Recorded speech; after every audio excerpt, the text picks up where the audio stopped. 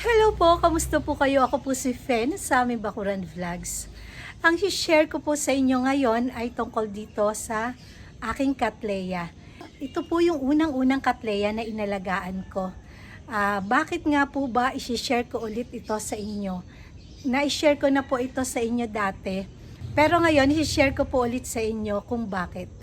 Pero bago po tayo magsimula, sa mga bago pa lang po dito sa aking YouTube channel, paki-like, comment, and subscribe po. At huwag niyo pong kakalimutan na i-click ang notification bell para po ma-notify po kayo kapag meron po tayong bagong upload. Sabi ko nga po sa inyo kanina, ito yung unang Cattleya na inalagaan ko. Kaya tingnan nyo, mula nung binili ko to, hindi ko pa to nariripat. Ayan tingnan nyo. At hindi pa po ako nakakapag-propagate ng Cattleya na to.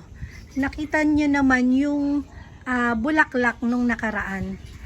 Kulay green po to. Ito po ay Cattleya Orchids. Yung ID po nito ay Golf Green. Ayan, nakita nyo naman napakalaki po ng bulaklak nito. Halos kasing laki na ng aking muka. Kaya gusto ko po na i-share ito sa inyo dahil buntis. Ito, buntis ang aking Cattleya. Ito yung leaf sheet. Ito yung leaf sheet. Ang leaf sheet po, ito po yung nagpo-protect doon sa buds ng mga Cattleya. Ito yung leaf sheet na yan. Pero may mga Cattleya po na para ring Dendrobium orchids. Mamaya ipakikita ko sa inyo. Merong isang Cattleya dito na may buds. Ito naman po yung sinasabi ko sa inyo na buntis. Ayan makapal yung pinaka leaf sheet niya. Ayan. Papanik na siya. Yan, pasensya na kayo dun sa kuko ko kasi kahapon pa ako nag-aayos ng mga halaman dito, kaya hanggang ngayon. Ito naman yung leaf sheet na manipis at walang buds. Ayan tingnan nyo. Yan, nakikita nyo ba ito? Ayan, paakyat yan. At isa pang kaya isinyer ko sa inyo to, dalawa pong yung buntis na pseudobulb ng aking Cattleya. Tinawag ko tong buntis kasi nga po, tingnan nyo, ito manipis. Tapos, ito, ayan, pakapal ng pakapal yung kanyang leaf sheet. At, ito naman po yung palabas na yung bulaklak. Ayan, nakala ko nga, lalabas na to bago mag-Saturday. Para makita to nila Mama Donna. Ayan yan, manganganak na siya. Ito, ayan palabas na siya. Ito po yung leaf sheet na nagsisilbi nga na protection para sa kanyang mga buds. Kaya ayan, bago bumuka sila, mula dito sa pinakapuno ng dahon ng leaf sheet na yan, tumataas yung buds ng bulaklak nitong Cattleya Orchids. Ayan i-update ko po ulit kayo kapag ito ay bumuka na. Kulay green po yan, golf green. Ayan, eto po, yung mga pseudobulb na yan, may isa pang nagtanong sa akin na yung pseudobulb daw po ba ng Cattleya ay parang cane ng Dendrobium orchids. Ang pseudobulb po ng Cattleya ay kapag nagbulaklak na po, hindi na po siya magbubulaklak na gaya ng mga Dendrobium orchids kagaya nito. Ayan, ito yung una po na spike na lumabas. Tapos, ayan, nag-spike po uli. At kahit po mawala na to ng dahon, magkakaroon niya ng kikis dito sa mga node at saka ng bulaklak. Pero po, itong Cattleya, kagaya nito, ito yung nagbulaklak dati. Ito. Yan, tinanggal ko na yung leaf sheet na tuyo. Ayan, hindi na siya magbubulaklak. Ang tanging maibibigay na lang nitong pseudo bulb na to ay energy reserve para doon sa mga bagong susulpot na keikis kagaya nito. Ayan. Ito yung mga bagong keikis. Ito, bagong keikis yan. Ayan. Tapos nag-leaf sheet. Yun na lang po yung tanging magagawa ng mga luma ng pseudo bulb ng Cattleya. At yung iba po, tuluyan ang namamatay. Yun na nga po yung mga matatanda na pseudo bulb. Uulitin ko po yung pag-aalaga ko po dito sa Cattleya.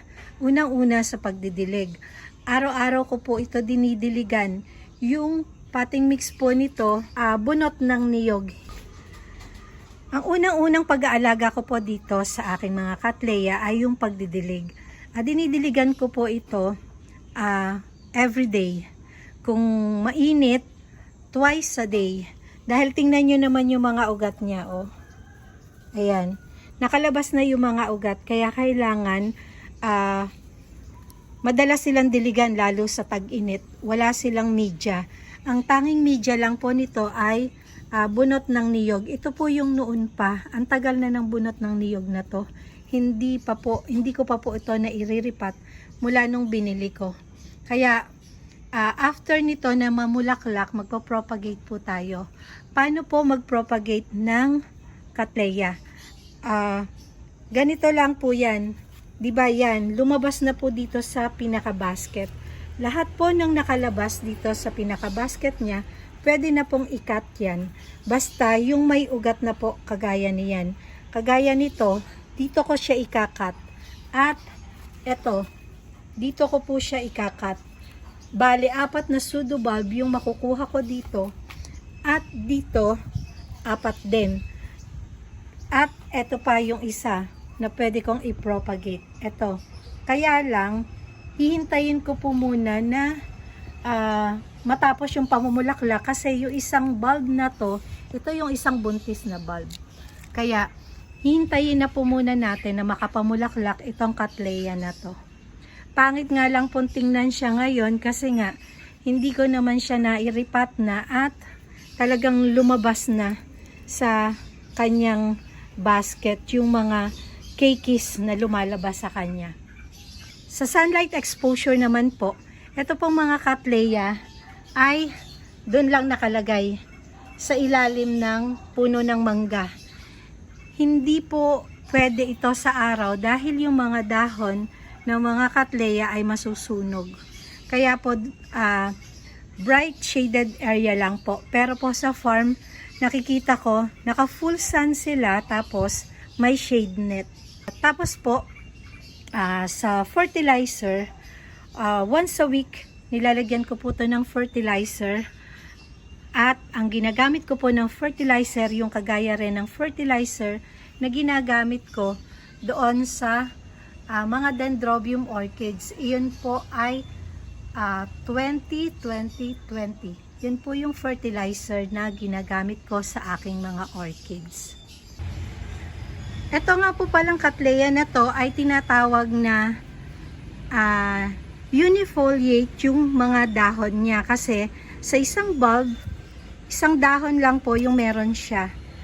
At ipakikita ko rin po sa inyo yung bifoliate na Cattleya na meron ako dito at pakikita ko rin sa inyo na meron din siya na buds na kamukha sa mga dendrobium orchids. Ito po yung Cattleya na sinasabi ko sa inyo na yung kanyang bulaklak ay kagaya ng sa dendrobium orchids na buds yung tawag. Wala po itong leaf sheet na kagaya nung unifoliate na pinakita ko sa inyo kanina. Ito po ay tinatawag na bifoliate dahil ito po ay merong 2 to 3 na dahon sa bawat isang pseudo bulb. Yan, meron din po ako dito na 2 dahon. Ito, 2 dahon sa isang bulb. Maganda din po yung bulaklak nitong Cattleya orchids na to, kaya lang hindi ko alam yung ID. Nagbulaklak na po ito, parang white and pink ang kulay ng bulaklak nito. Dito po galing yan. Pangalawang pamumulaklak na po yan dito sa akin. Yan po, i-end ko na po itong aking video at na-share ko na naman po sa inyo yung Cattleya na to na magbubulaklak na, at i-update ko rin po kayo kapag bumuka na itong bulaklak ng aking Cattleya. Kaya ko lang naman po kayo in-update para makita nyo kung paano po lumalabas yung bulaklak ng Cattleya mula sa kanyang leaf sheath.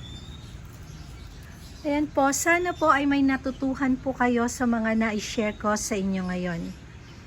Maraming salamat po sa walang sawa niyong panonood at walang sawa niyong pagsuporta sa aking mga video. Keep safe everyone. God bless.